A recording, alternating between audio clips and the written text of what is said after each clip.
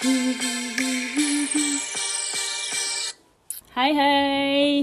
guys.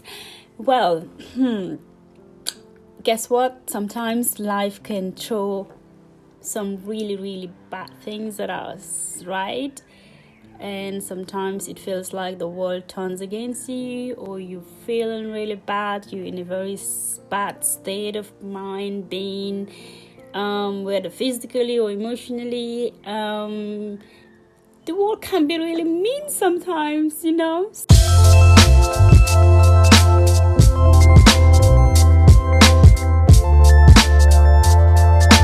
So today I want to come here and chat to you and tell you or share with you some of the tools that will help you to sort of build your sort of mental resilience, just in case the world turns so bad against you. You really need some tools that will help you to maneuver, to go through life, to help you maneuver and go through life with less headache or stress or mental psyche or mental disturbance, whatever you call it, because life can get really tough at people, and it's not a lot of people who can really handle what comes or what is thrown in front of them. So we are not perfect, but if you apply some tools and some effort, take little actions to help you get you out of your situations, to basically build up your resilience muscle, right? So one of which I will encourage people to do, one is to have an open mind about life and people around you. Once you do that, it will really help you, because at the end of the day, once you have an open mind about things, you will feel at ease, because we cannot go around blaming people for our faults, or blaming people for the wrong things that's happening to us, or blaming our past, or blaming, name it. We have to take responsibility. So let's have an open mind and see the world differently, and look at the world from a different perspective, and open your mind to some possibilities of options, right? Don't just get your mind to one thing and you say that's the end of the world. It's not. Have an open mind and stop beating yourself up, right? One situation comes through to you, you just have to go back, set back a little bit, and think about things and question yourself and make some conscious sort of thinking, not just go rational about things.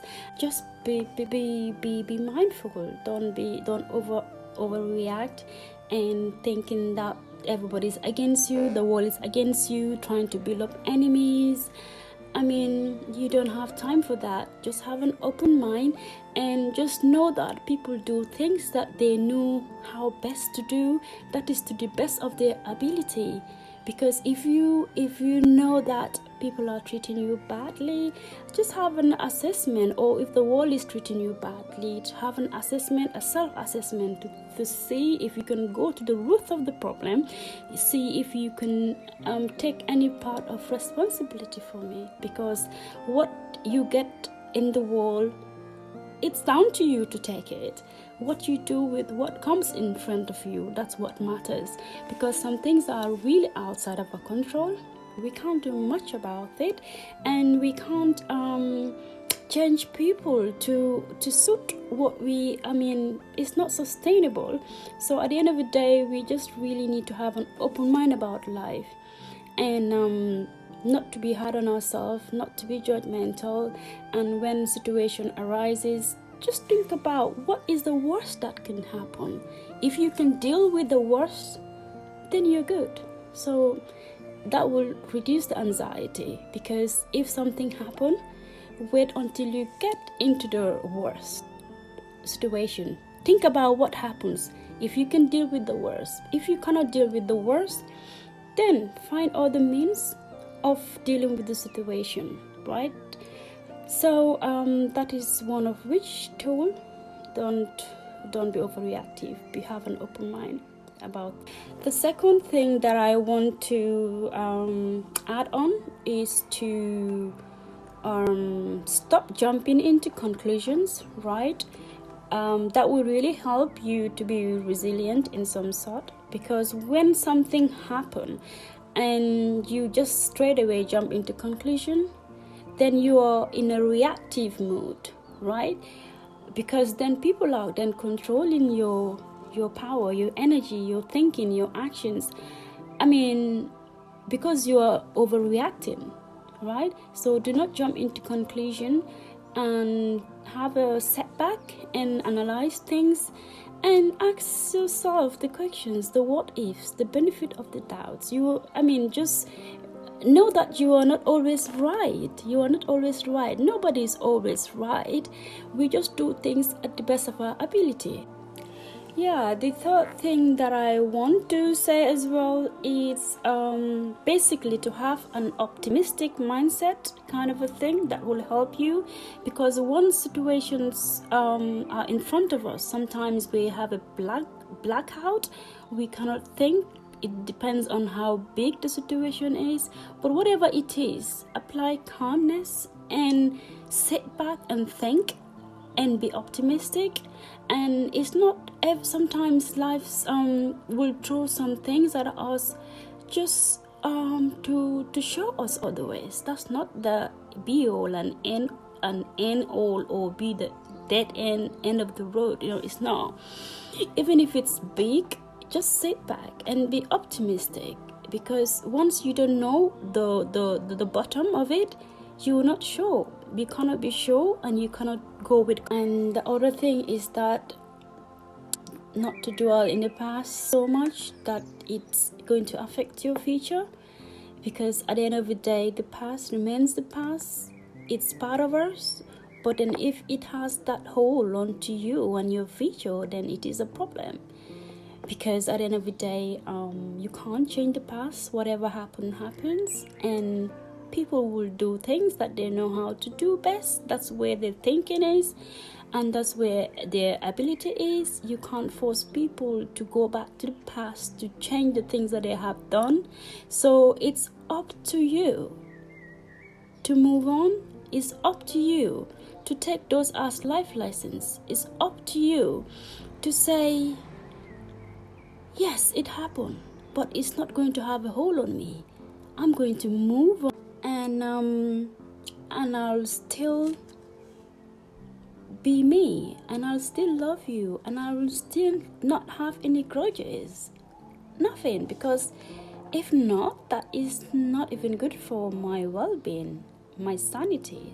That's over anything in this world. That's over any hate in the world. That's over any grudge in the world. My sanity, my mental state.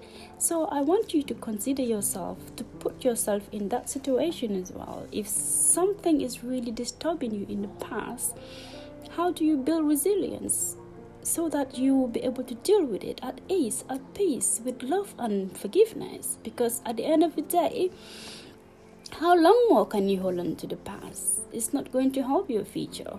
At the end of the day, resilience. Yeah, at the end of the day, you are doing it for you and nobody else. So if you're doing all that it takes for you to have your sanity, I think it's worth you taking the leap, regardless of your ego, regardless of the pain, regardless of how bad you think the situation is. But do it for you, do it for yourself, do it for your mental health. There is a lot of things. Sometimes you feel like the world is not fair to us, but some of it we have to make a self-assessment to find out whether it is self-inflicting or is it something from the outside world. Because at the end of the day, you cannot control people, but what actions you take, it's what matters. And the thoughts that you think in your head, it's what matters. And what you do after that, and how you get back up again and continue being you, that is what matters. I am not bulletproof to say so, but these are some of the tools that I do take when adversity comes close or when I am in certain situations, and I promise you that it does really help. because we're human, we're bound to face these anxieties, and there's some things that is out of our control. Whether we like it or not, it will be thrown at us. So but what you do with it what matters, and how you deal with situations. Some things is in your control, some are out of your control. So be wise and apply mental intelligence when you're trying to deal with adversity. Right, I have said enough, and I think I should stop here until next time. Drop me a comment and let me know how are you building your resilience, and what are the tools and the tips that does help you to build up your resilience muscle. I would love to know. And thanks for watching. Until next time, again, it's your girl Sal again. Alright then, have a lovely day. Take care. Goodbye.